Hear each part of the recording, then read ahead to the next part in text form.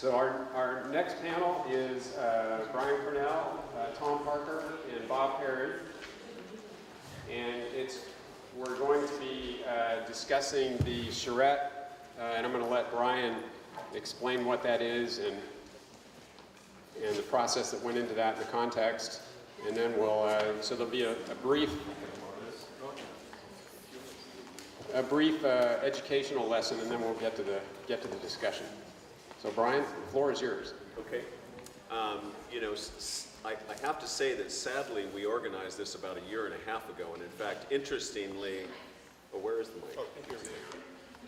I'll get the mic.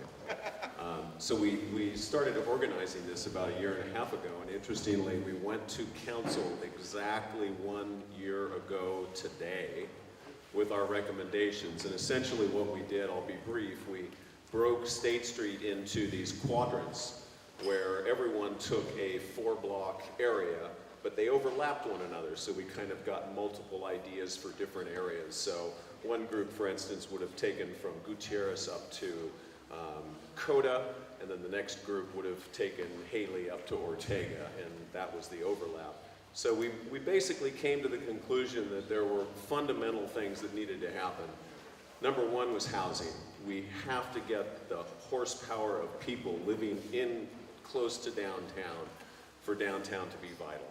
And that was number one that came out of all the groups. Number two was deal with the parking situation associated with housing, retail, all the uses downtown in a creative way, so we were truly functioning from a conjunctive use standpoint. So, for instance, a developer may not have to build parking for his housing in the downtown. He could potentially opt to rent parking or build housing with no parking and rely on the tenant to rent it through the city as a resource. And the city, I will say, through Rob Dayton and the Transportation Department, is very amenable and being very creative about this idea of our parking resource in the downtown having multiple uses. And the third thing is we said, you need to have a task force that's focused on this issue of vitality in the downtown so that we're working on all the things, because bottom line, it's not one thing. There is no silver bullet. It's a lot of things. It's art, it's housing, it's a vibrant retail, it's closing off State Street certain times, maybe closing off portions permanently, it's dealing with De La Guerra Plaza, etc. So it was very, very positive, but I will tell you that our reception at the City Council was kind of a bummer. They really basically said we don't have any money and there's nothing we can do about it. And I will admit here, I'll just start off controversially, I've been extremely frustrated that the city 1 year later is nowhere closer to allowing more dense housing in the downtown than we were when we started that Charrette effort a year and a half ago. So that's kind of the overview. Who participated in that, and what happened to the concepts that, aside from the city, is the AIA still pursuing those? Well, I think the AIA is very active in continuing to be a force within the city process to encourage change. I can tell you, as architects, we go through a lot of things. The discussion that we just had about difficulties in the permitting process. I mean, I will tell you that the California Building Code is our biggest obstacle right now, and the fact that when you touch something, you have to make it completely accessible. That's a real issue. And it's not the city's fault. It's unfortunately just implementing the California Building Code. The Historic Landmarks Commission can be challenging at times, but I don't think that's the primary obstacle. Stormwater is another issue that we have in terms of regulations that the AIA is continually working on to try to loosen up those regulations so that they're not so punitive to anybody who wants to do anything. We've replaced a 100-year-old building on downtown, on State Street. It had been there for over 100 years, and all we wanted to do was rebuild it up to current structural standards. We had to meet stormwater management requirements to do that, and literally had to put a bathtub on top of the roof in order to get it permitted. And so it's crazy stuff, it really is. And we continue to, you know, work at this. And just last night, as was mentioned, there was a hearing on the AUD program. I've been advocating that we should just, you know, AUD, because it's so controversial, so many people are so uptight about AUD, just change the density in the downtown area. When AUD was initiated, the city specifically left downtown out of it because they really didn't want to. It was a political compromise to just not mess with the downtown historic district, and that was a mistake, frankly. They could fix that any Tuesday, as far as I'm concerned, to increase that allowable density, reduce the parking requirements, and just see what happens. See if developers step up and start building more housing. Thank you. So Tom Parker might have some thoughts on that as a potential developer, and certainly as a landowner. Oh, developer. I don't like that name. Let me trade this. Is this working? Yes. Okay. Philanthropist. Philanthropist? I called you a philanthropist. Thank you. I'm also the one that tried to fix 3 tiles out there and had to go before the HLC. So I'm really happy to hear that we're moving forward with this as far as the city. I'm a consumer for what the city's offering. And what the city offers, basically, to me, I was hoping for a partnership. This building, a lot of the buildings, Pacific Pride, all the things we've put together, it's for the city. And what happens is when I walk in, or we asked when we start to do something, I feel like if we're at the building department, the planning department sometimes, I feel like we're going to the police department. Yes. And I know it didn't used to be like this. and I think it's evolved with so much bureaucracy and so many rules. But it's hard for me now to want to do something again. And I don't think we want to lose that. I think what you want on State Street are you want people to take risk. You want a store to be out there that's going to be, maybe it's going to work, maybe it's not, but if it's going to take a year to put together and cost a lot of money, and they're having to fight a war before they come there, the word gets out and people aren't going to want to do this. This building, I love this. I used to come to this building when I was a kid. It used to be the State Street Theater. I don't know how many remember that. So I decided, okay, once I met Natalie, we can do something great with this building. But after spending time with a simple 1,700 square foot remodel down for Pacific Pride, down at the Antioch building, that should have been 100,000 or 150, it ended up being 400,000 for 1,700 square feet, just to remodel the inside. 100,000 in permits and going back and forth with architectural fees to have to deal with it. On this one, I said, okay, I'm going to go into the city just to see what it's like. I said, okay, we just want to demolish some walls. Okay, demolition permit, that's fine. And I want to put some flooring and paint it, put some new flooring in. Do I need a permit to put new flooring in? They wouldn't tell me over the counter. They gave me a form to read. They said, well, I don't know, see what it says in here. Well, I read it, and I still didn't understand. I asked them, well, what does this mean? And they didn't know. We need to be a team. We really do, in the city, in the building department, in the planning department. I know how frustrated architects get, but what's happening now is we, the risk takers, those people who want to make this place better, been here our whole lives, we used to do it as a team, and I feel we've kind of lost it, and I'm wonderfully glad to hear that we're figuring out a way to get back together. And it needs to be more than lip service, and it needs to start at the counter, coming into the building department. And I think it's going to happen, and I love that you're all getting together. And I'll stay with you. We're trying to move Westmont downtown. That's going to help you in the building right behind here. This has been great, and we'll continue to do this in a cooperative manner. And I think there are a lot of people like me that want to do this downtown. So in your, thanks, Tom.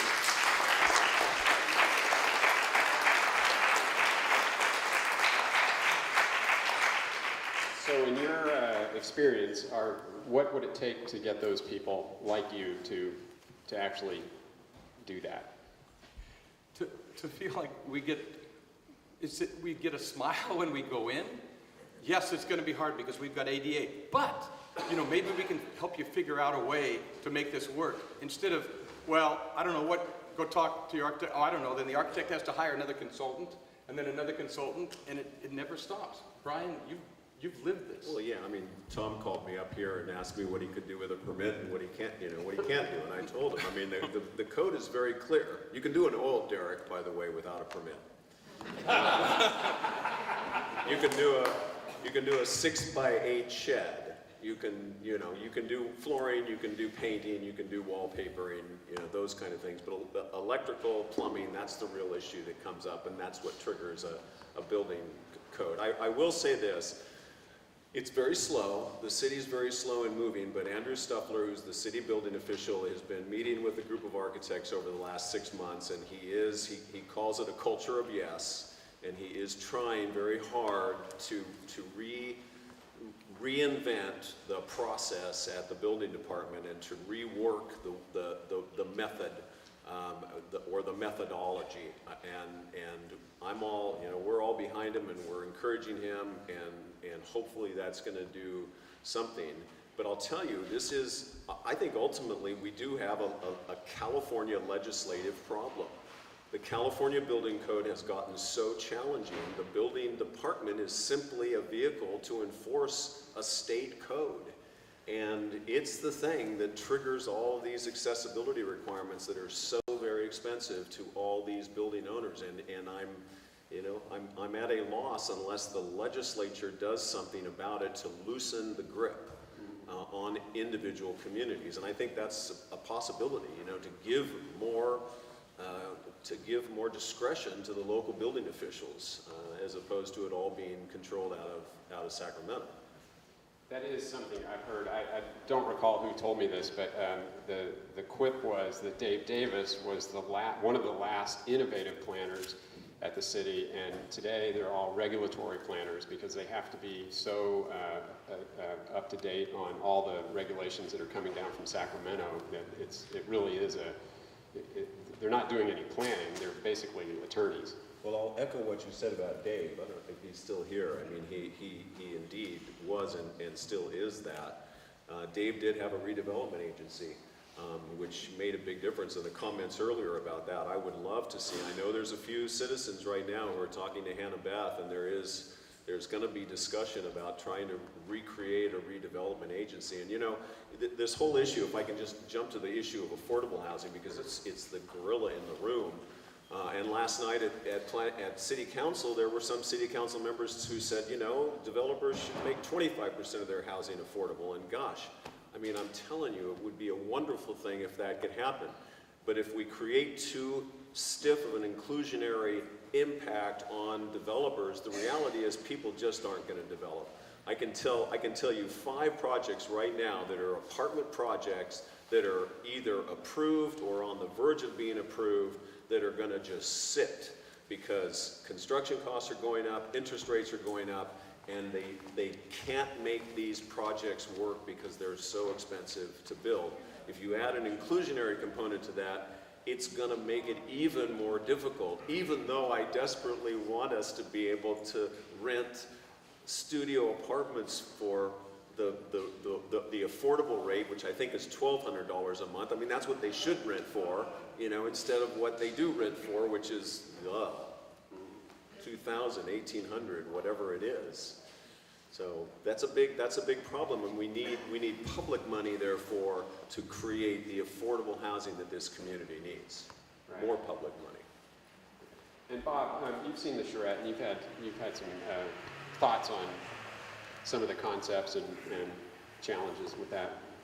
Yeah, talk about some of that. My official title is Director of Energy Research with the Academy, and I do a lot of policy advocacy, work with a lot at the state level with what they're trying to do with energy, and I've looked at our energy system for about 5 years, and just from an energy standpoint, the downtown area is difficult because it's older, it has older infrastructure, a lot of historic structures, There's, it's relatively inflexible as far as being able to incorporate large amounts of renewable energy.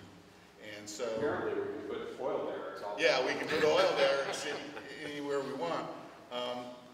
So after our panel, I was inspired, and I spent a weekend and I put together a presentation, which is on our website. And I hadn't had the benefit of looking at the Charrette at that time. Somebody said, "Oh, you should look at that."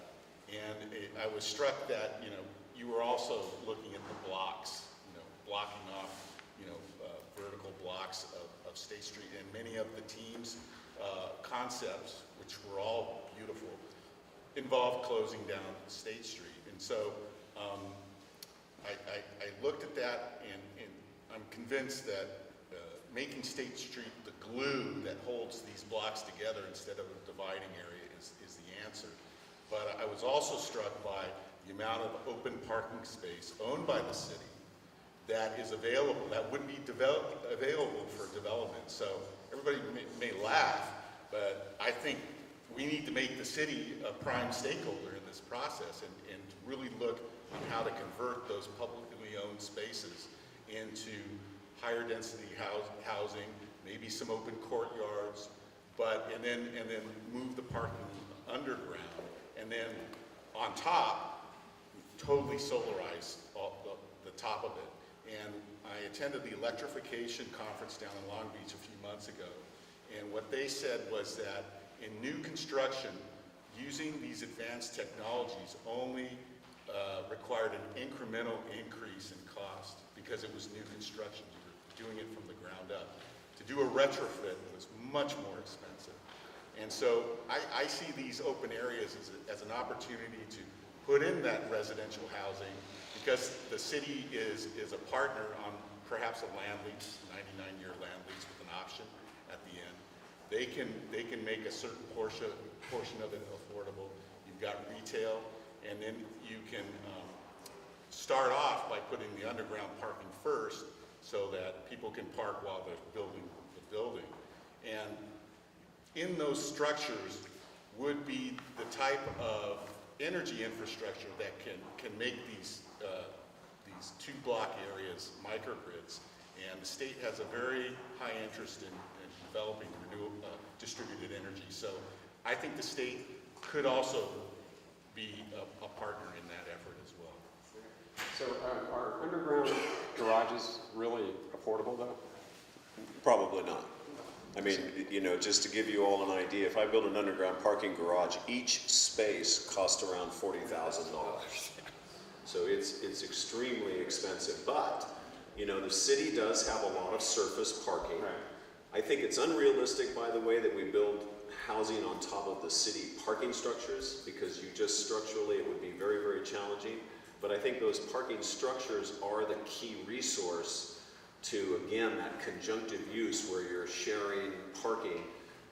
The surface lots, though, can become basically housing above. Keep the amount of spaces or as close to the number of spaces that currently exist in those surface lots, and then build housing on top of it. And if you had a comprehensive program and phased that, you could do lot 5.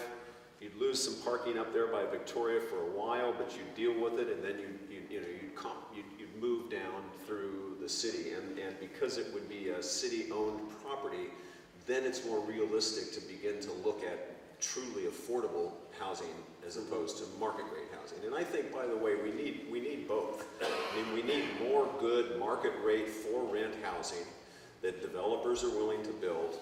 That's going to loosen the market.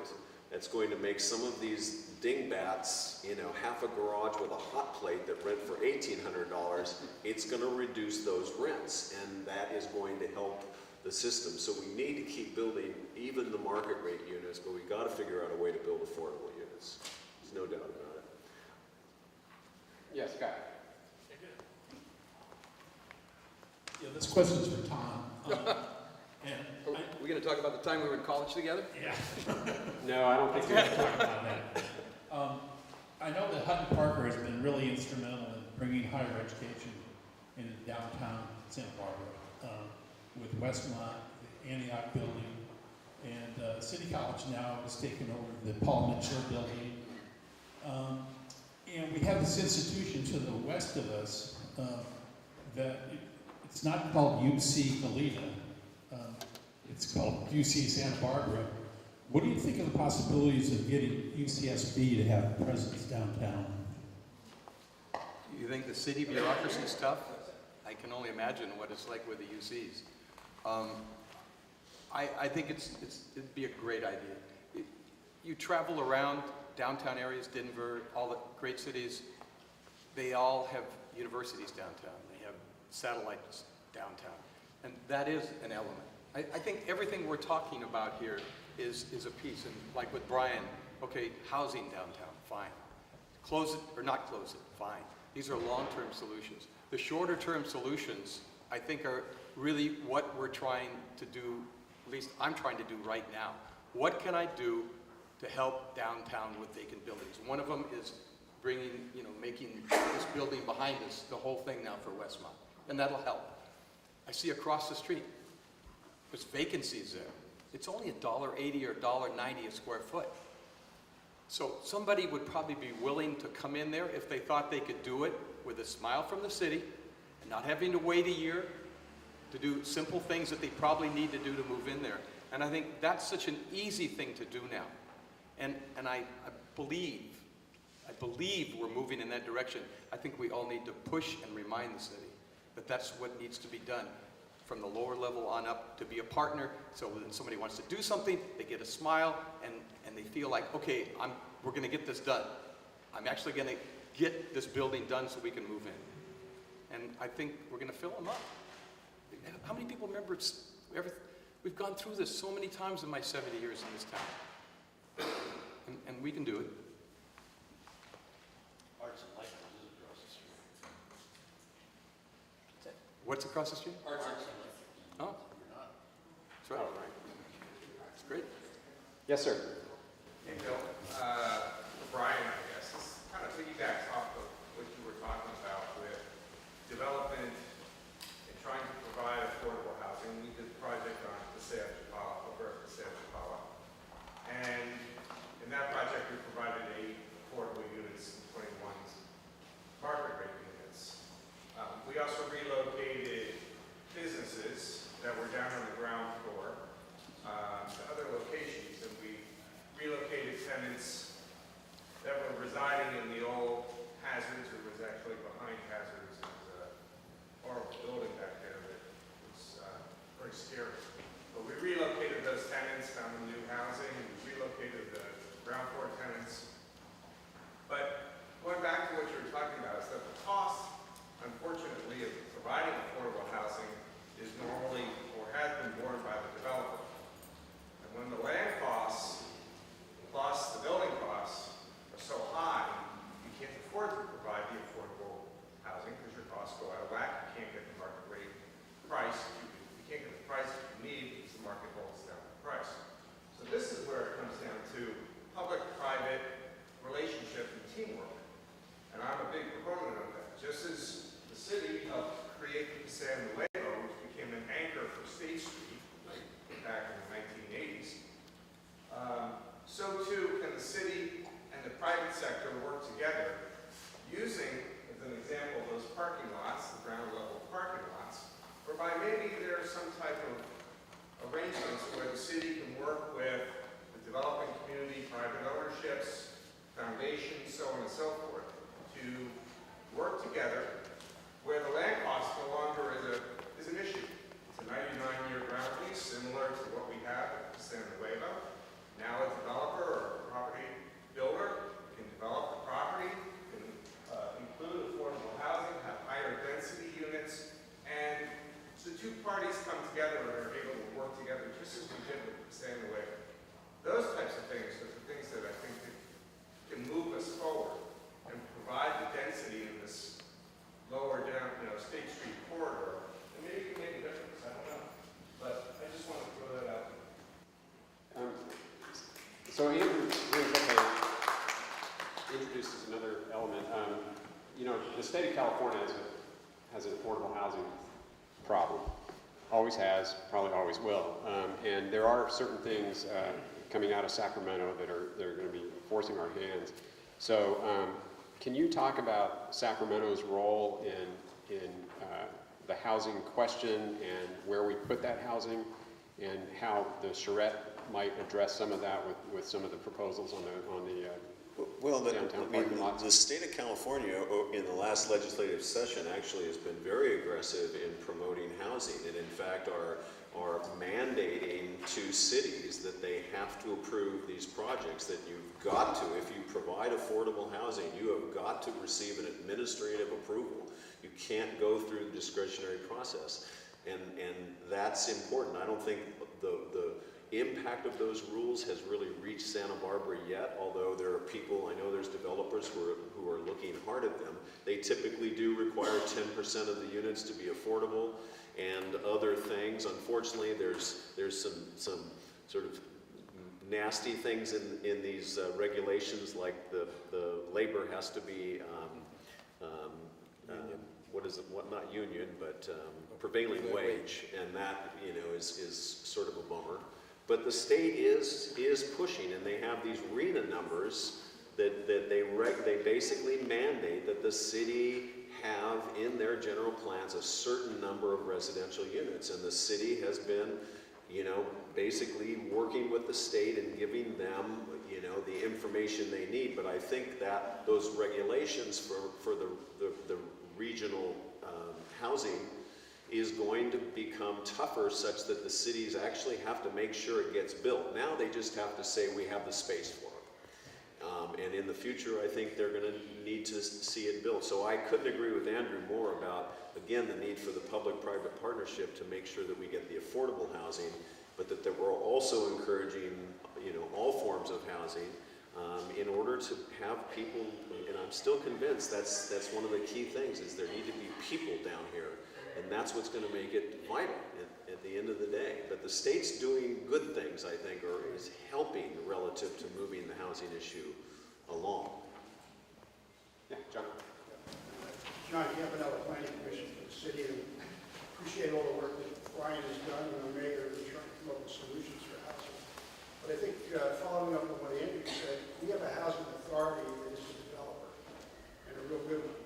And I think from the city standpoint, if we start with property owners who own the property and convince them to come in and partner with the housing authority and the city to create projects that include affordable housing, and also provide market housing as needed for the whole thing to balance. You take out the land cost, take out parking, have the housing authority do the affordable, where they have access to funds that could help subsidize the construction costs. It's a win-win-win for everybody. But I think if we have economic development, or we have a lead from the city, it's got to be bringing the housing authority together with landowners, property owners who are willing to work to really get a project that works economically. And I think we need an ombudsman at the city to have that goal get into place. So you think that the ombudsman would be the starting point for that, or In the city, working with the housing authority and private landowners. what's the obstacle to trying that out now? Just have somebody walk into the city and speak to Paul Casey or George Doolittle and say, I'd like to create a project, and I want it in my property, I want to have the housing authority as the partner. So he has to knock on the door, walk in, and have the conversation. And I still believe that it is very important that, again, this what has been termed the donut hole, basically Victoria down to Gutierrez, this entire corridor of State Street right now is some of the lower densities that are allowed in the city. And admittedly, there are a lot of small properties and sometimes difficult to develop, but you've got people, if they knew they could achieve a higher density than, say, on this property probably would only allow a couple of units. And yet you could probably physically build 6 or 7 or 8 units on top of a building like this. If we can increase that density quickly, then I think it's an incentive for people to start building. And then, you know, if you can create those private partnerships or private-public partnerships, that's even better if you can get the housing authority. Because I'll tell you, the housing authority is You talk to Rob Fredericks, they'll tell you that land costs have been going up and up and up, and they're feeling like they're priced out of the market. They're feeling in a way that this AUD program has created impediments to them being able to purchase property at a reasonable price and build affordable housing. So the economics play such a critical role in this, but I'm a believer in incentive mechanisms as opposed to disincentives. The idea that that we impose a disincentive like a 10% inclusionary requirement on a housing project, it's going to get you housing it's going to get you affordable housing if you get somebody to build it. There've got to be commensurate incentives to encourage folks to take the big risks that they have to build housing. Just really quick on this, only because a year ago I just went through this. Had a piece of property on Castillo Street. The zoning didn't work out for the nonprofit was there. So I said, what a great opportunity. I went to a different architect. I should have gone to you. This was on Castillo near Anapamu? Yeah. Yeah, I know the property. It was a boys' club, or Boys and Girls it was a girls' club. So I said, okay, I really want to do something. Did you say you went to another architect?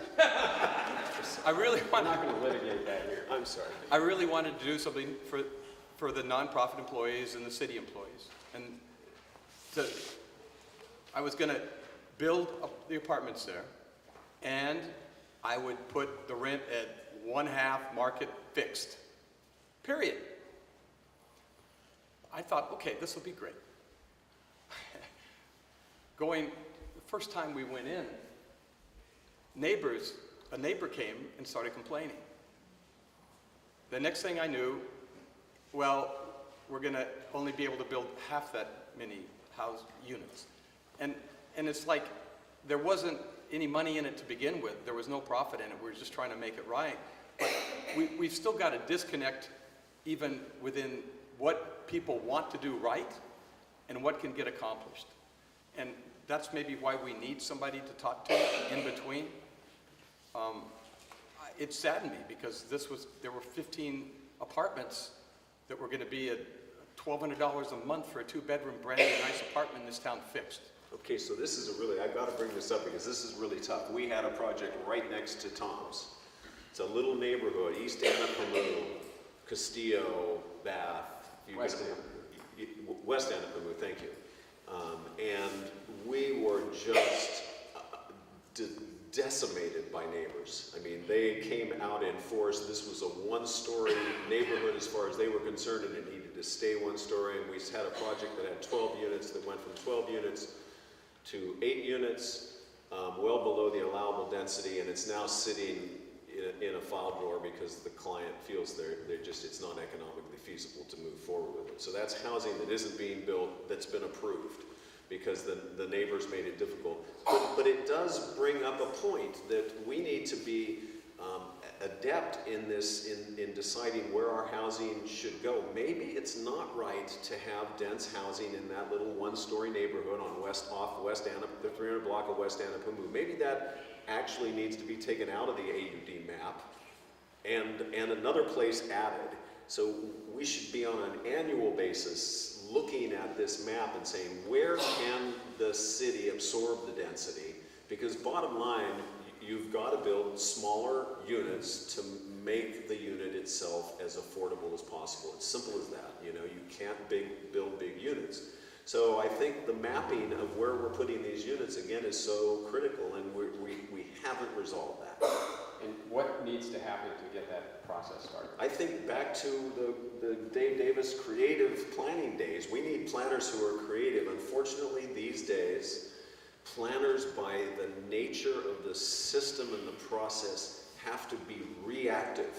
They spend all day long reacting to projects instead of really promoting things. There isn't enough of this long-range planning, and there isn't enough adeptness in the way that they worked to be able to move quickly on things. Things take forever, as is evident by the fact that we went to council a year ago with this, and not a lot has happened since then.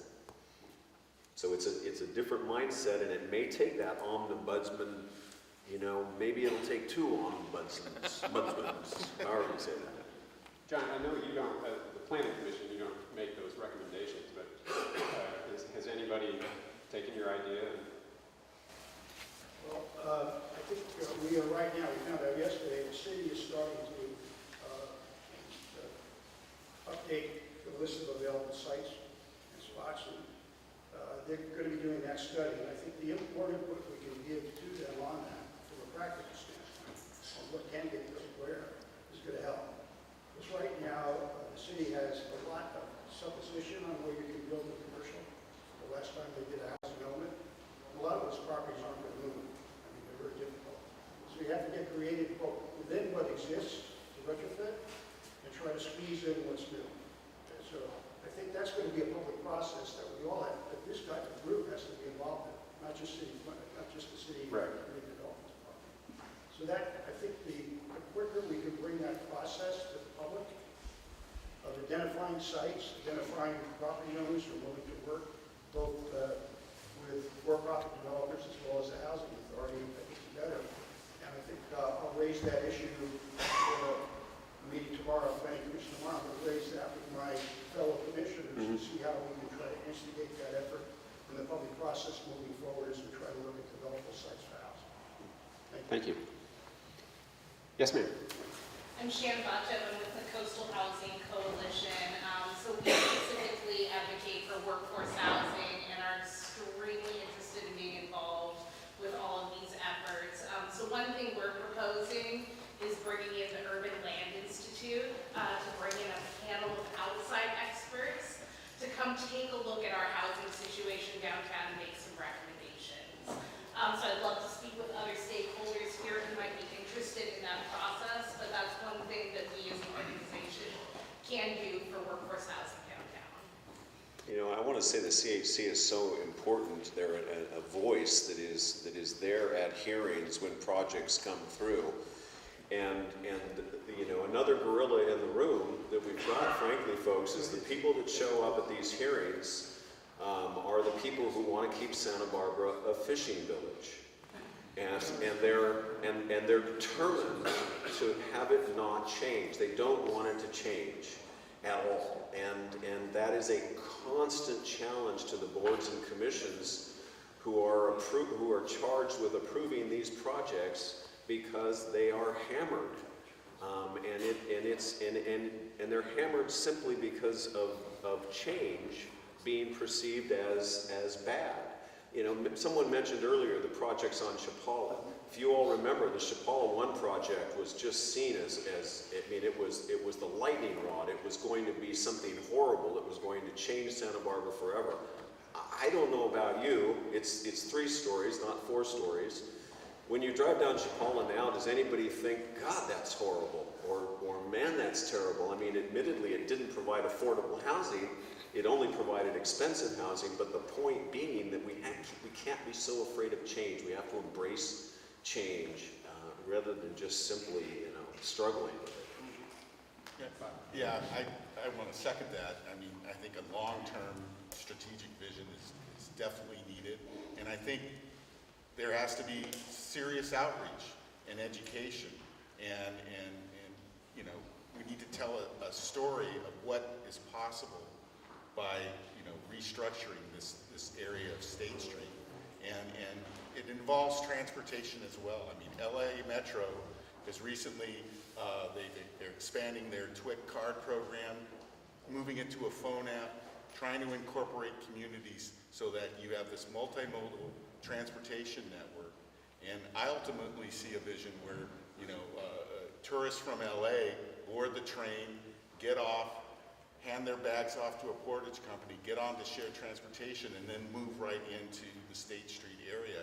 And to the extent that you have more of a shared transportation system, the need for parking goes down.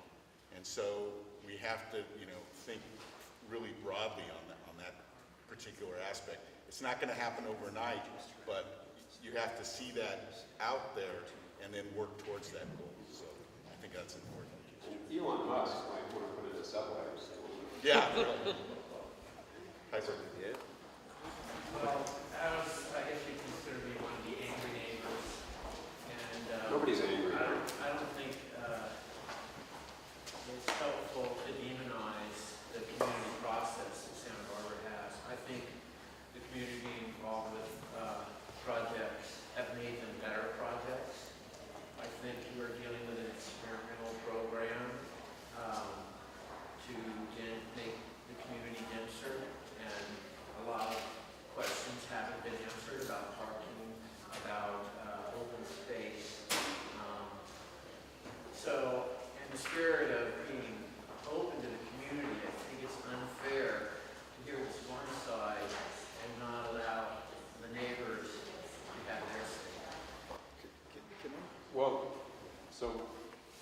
expand on that.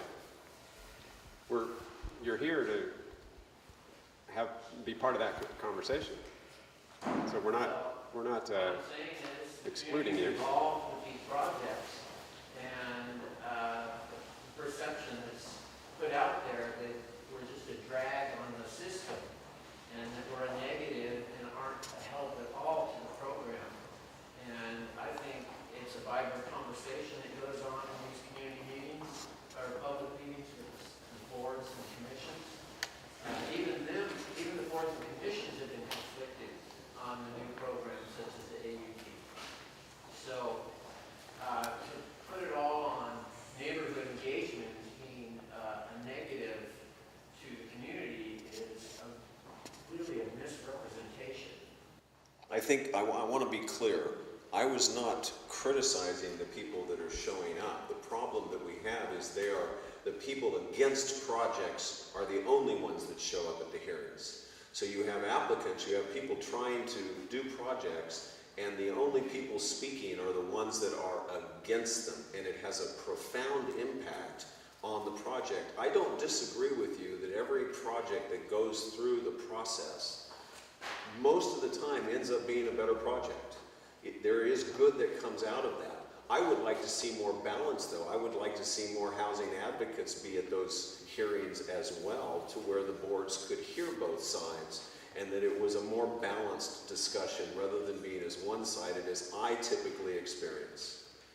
And none of this happens without a community discussion. I mean, you know, we have to have that, and my own observations, especially in the last year and a half we've been doing the Reimagine Santa Barbara thing, is that everybody's in their silo. They've all got their their talking points and their objectives, but nobody has yet asked the community, what do we want? What do we want downtown to be? What do we want State Street to be? What do we want San Roque to be? All these different elements.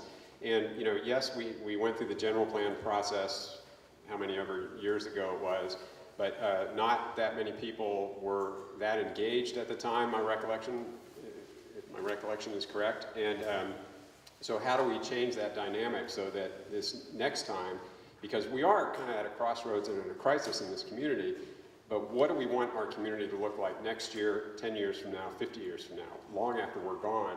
And so that's the core of what we're trying to get at with our project is, what does the community want, not just what does this stakeholder group want, or that stakeholder group want, or the city, or whatever.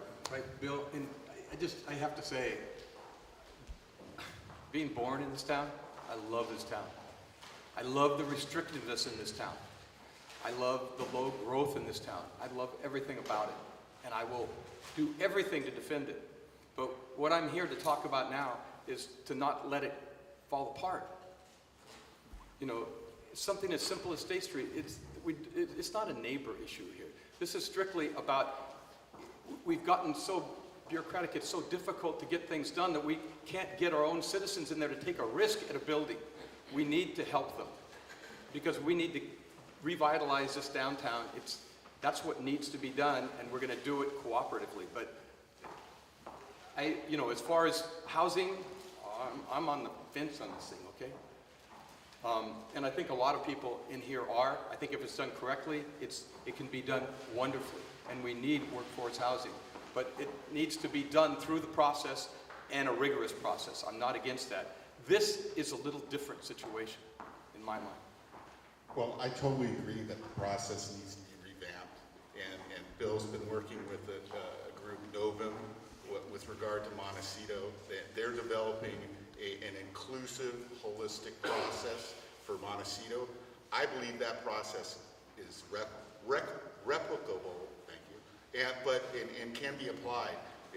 You engage the community, you form work study groups, you develop a plan, and then you go to the community. You hold online town meetings, you allow everybody access, and everybody has a chance to voice their opinion. This is the type of process that I think is needed, not just in Montecito and not here, but really everywhere. And I urge everybody to go to the Novum website and look at their project. Yes, sir. Probably going to sound like a skunk in the room, but it seems like I used to have a business in Russia about the time Santa Barbara soap opera came out. Then, as now, it's still true that about 5 million people in Russia wanted to move here, and 2 million of them had the wherewithal to drop everything and do it today. Later had a business in Ukraine. It's only 60 million people in the country. You can do the math. There's about 8 million of them in the United States. Probably 25 million people, somewhere in the back of their mind, want to move to Santa Barbara. If we create a little more low-cost housing by making 50 square foot places, and you can make 50 square foot places, I know that 100 square foot is what's being proposed right now. How much of a dent in that 25 million people are we going to make? Just throwing it out there. Like I said, skunk at the party. Is that apples to apples though comparison? Because I mean, I'm not sure that there are 25 million people who are trying to move to Santa Barbara. I mean, we all say we'd like to move here, but the reality is look, it's a desirable place to live. There's no question about it, and that's why land costs are so high. Yes. It's that simple. And Nice things are you're fixed. not going to change land costs Right. substantially. Things will ebb and flow, but land costs are really the great obstacle here to creating affordable housing. That said, the reality is we are a real community with real workers, with people really making minimum wage or really only making $50,000 a year that need a place to live. And we've got to figure that out. We've got to keep this community diverse. And it may be that there are a lot of people that want to live here, and by gosh, if they can get a job and if they can find a place to live, it just makes this community more diverse. Why is it that those people who pay that minimum wage feel that they're privileged to offer very low wages in a place where everything else is expensive? It doesn't happen in Hawaii, which is a closed environment. People who work at McDonald's get a lot more money in Hawaii because they have to. Well, look, the city of Santa Barbara, here? the city of Santa Barbara, to its credit, I just contracted with the city of Santa Barbara for the police station, and they made me sign a living wage agreement to where I paid a living wage to all of my full-time employees. So those are the kind of things that need to happen to make sure that, yes, salaries are reasonably commensurate, but still, you know, if you're paying $1,800 a month to live in a small little studio, that's a lot of your disposable income if you're a worker making $50,000, $60,000, $70,000, you know, a Right. year. I mean, why are McDonald's hamburgers here as cheap as they are? They're as cheap as LA. That's silly. okay. Al Conklin. It's a question to either Brian or Tom or John. When it comes to housing projects like the ones you were describing, is there the possibility of transfer of development rights, housing rights to other property? Well, there isn't right now, but that's, you know, it's a very good possibility. I mean, there's no reason we have transfer of commercial rights, so, you know, there's no reason why you couldn't do that. Because it seems to me there's a lot of properties, that, especially with the city's control of parking lots and other things, where you could transfer some of those development rights to make it economically feasible if, for whatever reason, putting it in that neighborhood just didn't work. I mean, after all, Paseo Nuevo is built on city parking lots and the city street. That's the only reason it's built there. So there are other, certainly, properties that the city owns that it could participate in doing something, but maybe to transfer development rights from an existing property to some other property may be a way to actually accomplish that. Yeah, you still, though, Hal, you are still constrained. You know, I mean, many of you, I don't know how many of you remember Measure B, which was a measure to reduce the allowable height in the city of Santa Barbara. And actually, the AIA was involved in fighting that because they wanted to take it from 60 feet to 40 feet. And you can't, in any practical way, build 3 stories in 40 feet. The measure lost. The people of Santa Barbara voted against Measure B to allow the height limit to stay at 60 feet. The city subsequently changed the ordinance to limit all development other than community priority projects like museums or hospitals or whatever to 45 feet. So that is the limit right now. You've got cities like San Luis Obispo who have created a 50-foot minimum height limit. They are encouraging higher density, sustainable projects in and around their downtown. From a sustainable standpoint, we need to have a smaller footprint and more density. Now that's heresy to many people I know in this community. But do we really know the difference between a building that's 45 feet or 60 feet? Is it really is it such a terrible thing? Is the Granada Tower such a terrible thing? So, I'm going to throw that out. If we do that, Hal, we've got to allow more height so that height can happen in places that it's going to be aesthetically okay.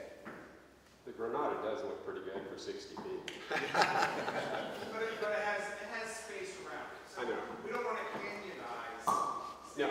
That's not the goal here. The goal here is to find ways to Infill what's there. design and infill in a way that accommodates the community's concerns and develops also, addresses the housing issue and the retail issue that we have. So it's just coming together with all of these different things, coming up with the program, and that's what the general plan process is really about. So we're kind of jump-starting that to get into the next one. Hopefully we can do it sooner. Yeah, I mean, Andrew, I've got to say, it's a good point. Bill Mahan, who was one of the advocates of Measure B, later came to me and he said, I've actually decided, I've been going up and down State Street lately, and I've been thinking about it, and we actually need the modulation. We need buildings like the Balboa building juxtaposed to other buildings, and it's not just all one thing, but that it varies, and that gets back to planning, right? That's pinpointing. Maybe it's a challenge as far as giving one property owner an advantage over another, but you decide, we can put more density here and take it away from there, like Hal has talked about, and that could make a difference. Yes, ma'am. These are great ideas. This question is for Brian. I'm not an architect, but in order to reduce construction costs, could you use prefab for more than one story? Well, prefab systems would help make construction more affordable. And that is a problem right now. Construction is very, very costly. And there is also no question that to make buildings beautiful, as we do in Santa Barbara, it makes them more expensive. It's just that simple. So we do have, there may be ways that we can do that, but we do. I'm with Tom. Santa Barbara is a beautiful place for a reason, and we don't want to lose that. Could you modify the Perhaps. facade? Perhaps, yeah. I think you could do creative things and still make a building work, but it's got to be in the right place, and it's got to still fit in. Anything we build in this town, we are a mature community from a building standpoint.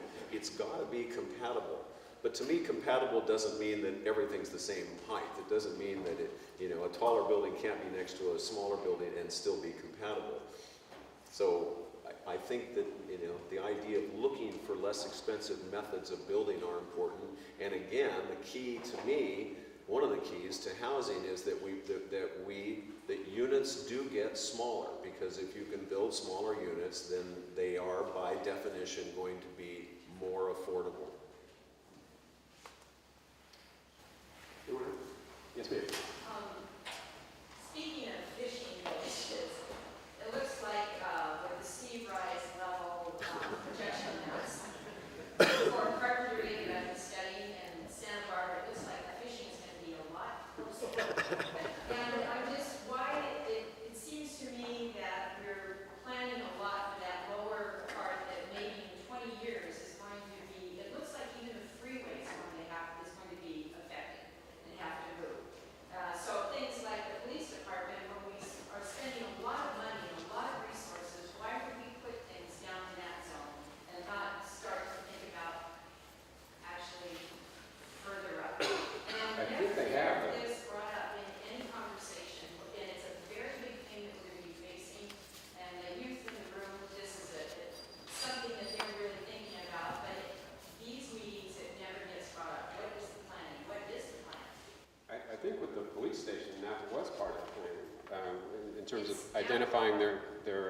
potential lots. Yeah, well, the Coda commuter law, which is right now the favorite, for a number of reasons, it is outside of that projected. I don't know whether it goes to 2100 or whatever the date is. But the city, you know, in their defense, I mean, they absolutely are factoring in sea level rise. If you do a project in that portion of the city, you have to do a sea level rise analysis and determine how it's going to affect your project. So it's very much at the forefront of the planning process right now as projects come through. Well, thank you all very much for coming up on. I want to thank all of our panelists, and I want to thank all of our Hawks Club members. The financial support you give to Noozhawk is instrumental in helping us expand. And thank you for coming.